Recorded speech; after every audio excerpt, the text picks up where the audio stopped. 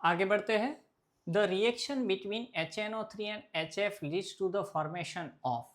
अब देखिए, अब आप शायद ऐसा कभी पढ़ा हो ना पता, अब आप कहोगे कि ये दोनों जो है वो दोनों दोनों तो एसिडिक है। यस, हमने देखा है कि एसिड और बेस की रिएक्शन होती है, सॉल्ट प्लस वाटर रिलीज होता है। ये तो दोनों क्या है, दोनों के दोनों एसिड है। हाँ, हो सकता है। अब जब दोनों एसिड हो तब हमें क्या देखना है कि इनमें से जो स्ट्रॉन्गर एसिड होगा वो प्रोटॉन डोनेशन की कैपेसिटी रखेगा, और जो वीकर एसिड होगा वो प्रोटॉन एक्सेप्ट करने पर मजबूर हो जाएगा। तो मैंने पीके वैल्यू निकाली है। क्या HNO3 की पीके वैल्यू है -1.4, जबकि पीके वैल्यू ऑफ HF है वो 3.17। इसका मतलब ये हुआ कि HNO3 है यहाँ पर वो स्ट्रॉन्गर एसिड है ना, और ये जो है वो क्या है, वीकर एसिड है ना। ये क्या है, वीकर एसिड है। तो अगर इस हिसाब से देखें तो HNO3 क्या करेगा, प्रोटॉन डोनेट करेगा, और किसको डोनेट करेगा, HF को। और प्रोटॉन उसको डोनेट करने के बाद आप ऐसा सोचो कि NO3 माइनस और H2F प्लस में कन्वर्ट हो, और ऐसा कोई ऑप्शन अगर दिया हो तो आप सिलेक्ट करो। पर बेटा ये जीसेट है, ये लोग भी ठान के बैठे हैं कि ये लोग हमें कुछ मानने नहीं देंगे।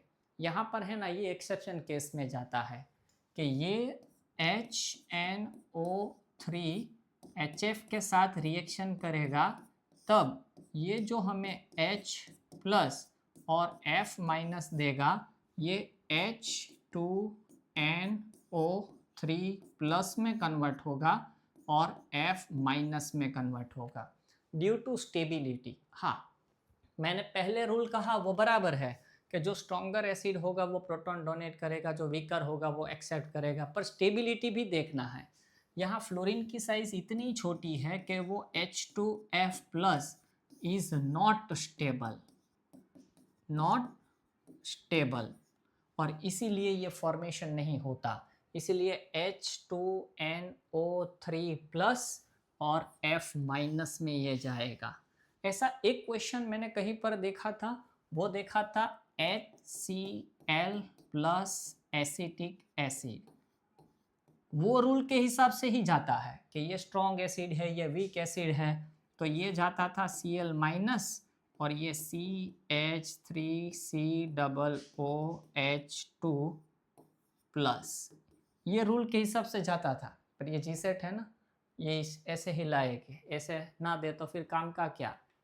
चलिए, the EAN of metal atom in CuCN4 3- and PH3P3MoCO3। अगर आपने मेरी अभी तक वो पीरियोडिक टेबल लर्न नहीं किया तो ये काम का ही नहीं।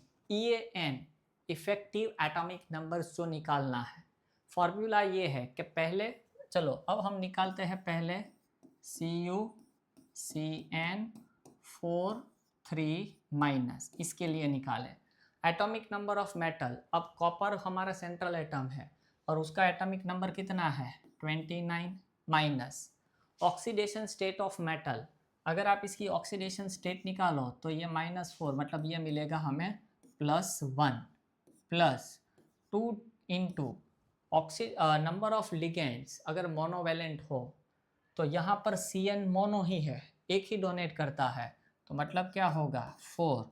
तो हमें मिलेगा 29 माइनस 1 प्लस 8, इसका मतलब हुआ 28 प्लस 8, तो ये मिलेगा 36। तो पहले 36 होना चाहिए। ओके, चलिए 36 बैठा। दूसरा किसका, PH3P थ्राइस, ये लिगांड है, फंसवाने के लिए ऐसे लिखा है। ये मोलिब्लेडेनम है CO3। चलो इसके लिए अब मोलिब्लेडेनम है, उसके अंदर कितने हो गए 42। अगर नहीं आता है तो मारना पड़े आपको मुझे। चलिए, माइनस ऑक्सीडेशन स्टेट निकालोगे तो ये जो है ना न्यूट्रल है, ये भी न्यूट्रल है, तो ऑक्सीडेशन स्टेट क्या होगा यहाँ पर 0। अब CO क्या है, तो ये मोनोडेंटेट है, ये भी मोनोडेंटेट है, तो दोनों में से 3 + 3 है ना, 3 + 3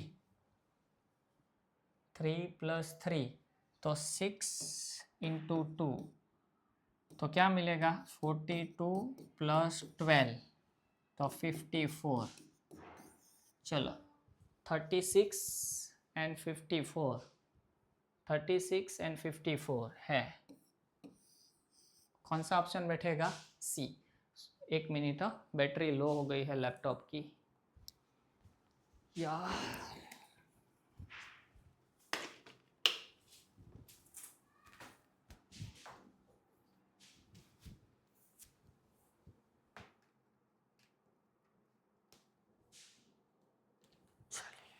होता है, क्या करें बोलो। हाँ चलिए आगे। The second order reaction T1/2। चलो सेकेंड ऑर्डर के लिए T1/2 की वैल्यू लानी है। मैंने ज़ीरो ऑर्डर फर्स्ट ऑर्डर की रिएक्शन आई थिंक लिखवाई थी। ये सेकेंड ऑर्डर की रिएक्शन है 1/RT मतलब टी टाइम की concentration minus 1/R0 initial concentration is equal to K × T। अब आपको T1/2 के बारे में अब तो पता है कि इनिशियल कॉन्सेंट्रेशन से हाफ कॉन्सेंट्रेशन के लिए लगता टाइम। तो सोचो कि ये जो है वो हमारी हाफ कॉन्सेंट्रेशन अगर हो, ओके, ये अगर हमारी टी टाइम की कॉन्सेंट्रेशन अगर हाफ हो तो ये हमारा टी नहीं रहेगा, वो क्या हो जाएगा T1/2 हो जाएगा। चलो ये 2 ऊपर जाए, 2/R0 minus 1/R0 is equal to K × T1/2। तो K × T1/2 is equal to क्या होगा 1/R0 है ना। तो इसका मतलब सेकेंड ऑर्डर के लिए T1/2 is inversely proportional to initial concentration of reactant. तो ढूंढो inversely proportional to initial concentration of reactant, D वाला बैठेगा। ओके चलिए 14 find the correct arrangement of the following oxo acids with respect to decreasing strength acid strength. अब किसी भी acid की जो स्ट्रेंथ है वो याद रखना, जितने ऑक्सीजन ज़्यादा होंगे उतनी एसिडिक स्ट्रेंथ ज़्यादा होगी। क्यों?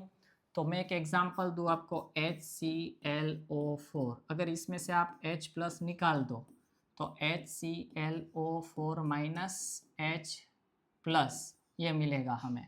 तो ये जो है ClO4- इसकी जो रेजोनेटिंग स्ट्रक्चर्स होंगे वो सबसे ज़्यादा होंगे, इसकी रेजोनेटिंग स्ट्रक्चर सबसे ज़्यादा होगी क्योंकि सभी ऑक्सीजन पर घूम सकेंगे। इसीलिए जितने नंबर ऑफ ऑक्सीजन ज़्यादा उतनी उसकी एसिड की स्ट्रेंथ ज़्यादा। अब देखो इसमें ऑप्शन में 3 ऑक्सीजन, 2 ऑक्सीजन, 1 ऑक्सीजन मुझे दिख रहा है, 4 वाला है नहीं, तो 3 वाला ही पकड़े। 3 वाला पकड़े तो सीधा आंसर में यही कह दूँ और वही होगा, देख लेना। अब HClO3, HClO2, HClO, अब इसके बाद Br और I, तो इलेक्ट्रोनेगेटिविटी पर भी डिपेंड करता है। जितनी इलेक्ट्रोनेगेटिविटी कम होगी बॉन्ड की पोलरिटी उतनी कम होगी, उतनी H+ रिलीज करने की कैपेसिटी भी कम होगी। तो इसीलिए HClO3, HClO2, HClO, HBRO और HI। ओके चलिए Which of the following order is correct with respect to first ionization energy in kilojoule पर मोल। अब देखिए कौन कौन सा दिया है। तो एक तो हमें सेकेंड पीरियड एलिमेंट दिया है, सेकेंड पीरियड एलिमेंट मतलब लिथियम। लिथियम के नीचे होगा सोडियम, इसके नीचे होगा पोटेशियम, है ना। फिर इसके बाजू में लिथियम, यहाँ होगा मैग्नीशियम, यहाँ होगा एल्यूमिनियम, इस तरह दिया है। ओके अब आप सोचो कि एक ही पीरियड में इस तरफ जाएंगे तो size decreases, size decreases. Okay अब इसमें इलेक्ट्रॉन 2s में से जाए, सॉरी इसमें ये मैग्नीशियम की electronic configuration 1s2 2s2 2p6 3s2, तो 3s2 में से इलेक्ट्रॉन जाएगा। इसका इलेक्ट्रॉन जो होगा वो 3p में से जाएगा क्योंकि इसकी जो इलेक्ट्रॉनिक कॉन्फ़िगरेशन है 3s2 3p1 होगी। ये साइज में इंक्रीज होगा, साइज इंक्रीजेस, तो इनका मतलब ये निकाल दे, हमें दिया नहीं है। तो इन चारों में पोटेशियम की साइज सबसे ज़्यादा है तो उसे कम एनर्जी में ही इलेक्ट्रॉन निकाल सकते हैं। तो इन चारों में लोएस्ट आयोनाइजेशन एंथैल्पी पोटेशियम की होनी चाहिए और ये यहाँ बैठ रहा है। दूसरा इन दोनों को कंपेयर करो। मैंने कहा S electron is more attracted towards nucleus then P, इसका मतलब मैग्नीशियम में से इलेक्ट्रॉन निकालना मुश्किल है कंपेयर टू एल्यूमिनियम। वो भी यहाँ पर बैठ रहा है, देखो, तो इसका मतलब ऑप्शन क्या बैठेगा हमारा, P, है ना। चलिए, द एक्सपेक्टेड बॉन्ड एंगल, अब देखिए ये एक समझने लायक है, NF3। अब NF3 का मतलब हुआ कि NF3 plus F minus react हुए हैं, तो इसका मतलब ये ये प्लस रिएक्ट हुए हैं। ये क्वेश्चन में कहीं पर गलती थी, मैंने करेक्शन करके लिखा है। तो NH4 प्लस जैसे आता था ना, NH4 प्लस, उसी तरह ये क्या है, NF4 प्लस है। और यहाँ पर सेंट्रल एटम के पास कोई लॉन पेयर नहीं है, 0 लॉन पेयर, कोई भी लॉन पेयर नहीं है। परफेक्ट टेट्राहेड्रल है, बॉन्ड एंगल 109.5 डिग्री का ही होना चाहिए क्योंकि परफेक्ट है, कोई लॉन पेयर अवेलेबल नहीं है। अब NF3 की बात करो तो NF3 जब होगा तब क्या होगा कि इसके पास एक लॉन पेयर होगी, है ना, एक लॉन पेयर होगी। हाइब्रिडाइजेशन तो इसकी भी sp3 ही होगी, पर ये परफेक्ट टेट्राहेड्रल नहीं होगा, क्यों, क्योंकि एक लॉन पेयर है। तो बॉन्ड एंगल जो होगा वो लेस देन 109.5 डिग्री होगा। तो एक परफेक्ट 109.5 और एक 109.5 करवाता हूँ इसका, पर आप देखो क्या, थोड़ा नॉलेज अच्छे से रखो तो आसानी से हो सकता है। देखो परफेक्ट 109.109, तो ये दो ऑप्शन हम कैंसिल कर दें। ओके, लास्ट में लेस देन में ये भी है और ये भी है, पर अब हम जाते हैं इन पर कि ये बी और सी में से क्या हो सकता है। अब देखिए यहाँ पर क्या है, NO2 माइनस। अब NO2 माइनस इसका मतलब स्ट्रक्चर क्या होगा, N डबल बॉन्ड O और इसके पास एक लॉन पेयर होनी चाहिए। और क्या है ये 1 2 3 4 नहीं होगा, वो एक 1 2 3 4 5 6 और ये माइनस चार्ज। ओके, अब इसके अंदर आप देखो तो 2 सिग्मा बॉन्ड और एक लॉन पेयर, तो इसकी जो हाइब्रिडाइजेशन है वो क्या है, sp2 हाइब्रिडाइजेशन होगी। बट हाँ, तो आइडियली बॉन्ड एंगल कितना होना चाहिए, 120 डिग्री का, पर ये 120 होगा नहीं। क्यों 120 नहीं होगा, क्योंकि एक लॉन पेयर है और परफेक्ट ये जियोमेट्री प्लेनर ट्रायंगल नहीं बन सकता क्योंकि एक लॉन पेयर है। तो जो होगा वो क्या होगा, वो लेस देन होगा। तो इसका मतलब क्या हुआ कि हमें यहाँ पर बैठना चाहिए कौन सा, इसके बॉन्ड एंगल मैंने ढूंढे हैं, लिखवा दूँ, ये है 102.5 डिग्री, इसका भी मैंने ढूंढा हुआ है 115 डिग्री। ओके, तो उस हिसाब से कौन बैठेगा, ये वाला डी। ओके, हाँ यहाँ कंफ्यूजन थी, पर वो हमने यहाँ से निकाली कि 120 नहीं होगा। क्यों नहीं होगा, क्योंकि एक लॉन पेयर है। हाँ, अगर BF3 होता, BF3 तो ये 120 डिग्री का होता। क्यों, क्योंकि ये प्लेनर ट्रायंगल बनता। क्यों, क्योंकि कोई लॉन पेयर अवेलेबल नहीं है, इसीलिए। ओके, चलिए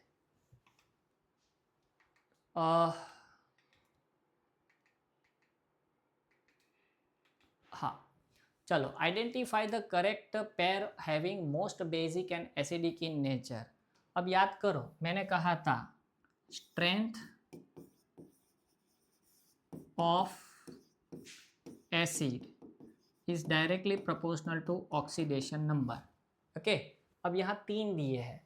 अब हम यहाँ Cr की ऑक्सीडेशन करें तो इसमें ऑक्सीडेशन नंबर 2, इसमें आप गिनो तो 6 और इसमें 3, है ना ऑक्सीडेशन नंबर। तो ये हाईएस्ट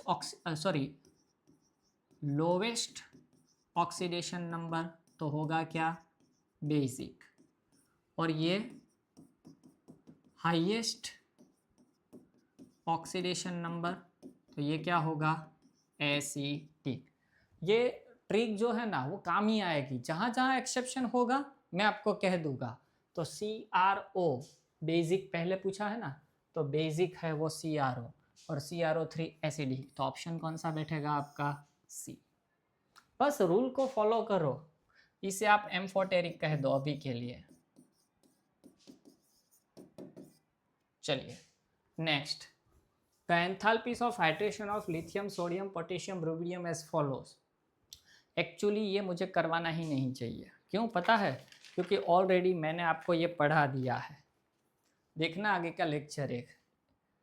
अब हाइड्रेशन एंथैल्पी क्या है? The enthalpy of hydration is the energy release when 1 mole of gaseous ion dissolve in H2O2 form hydrated ion। Hydrated ion form होते हैं जब gaseous 1 mole of gaseous ion से वो वाटर के अंदर डिजोल्व हो गए, तब क्या करेंगे? एनर्जी रिलीज करेंगे, और जो एनर्जी रिलीज होगी, इसीलिए ये जो रिएक्शन है वो एक्सोथर्मिक है। सभी एक्सोथर्मिक रिएक्शन के लिए एंथैल्पीज की वैल्यू क्या होती है? नेगेटिव होती है। अब फिर भी कह दूं कि हाइड्रेशन जो एंथैल्पी है वो एक चार्ज पर डिपेंड है, साइज पर डिपेंड है और चार्ज डेंसिटी पर डिपेंडेंट है। अब देखिए यहाँ पर आपको जो दिया है वो सोच लो कि फर्स्ट ग्रुप मतलब Li+1, Na+1, K+1, Rb+1, यही सपोज दिए है, तो सबका चार्ज सेम है +1, तो डिपेंड किस पर करेगा? वॉल्यूम। अब आप इस तरफ जाओ तो साइज क्या होगी? Size increases, size increases. इसका मतलब ये हुआ कि इसकी जो चार्ज बाय वॉल्यूम की जो वैल्यू है वो क्या होगी? हाईएस्ट होगी, हाईएस्ट होगी। क्यों? क्योंकि इसका वॉल्यूम सबसे कम है और इसीलिए चार्ज डेंसिटी भी उसकी हाईएस्ट हो गई। तो उस हिसाब से हाइड्रेशन एंथैल्पी भी इसकी इसी तरह कैलकुलेट होगी। तो hydration enthalpy is directly proportional to charge density. तो सबसे ज़्यादा चार्ज डेंसिटी किसकी है? Li+1। इसके बाद कौन है? Na+1, K+1, Rb+1, और यहीं इसका कौन सा रूट हो जाएगा? Hydration enthalpy. तो Li, Na, K, Rb, मतलब कौन सा ऑप्शन बैठेगा आपका? सी। ओके, चलिए, मज़ा आया? आपको लिखने में 2 घंटे जाएंगे, सोचो मैंने बनाने में कितना टाइम निकाला होगा। चलिए मिलते हैं।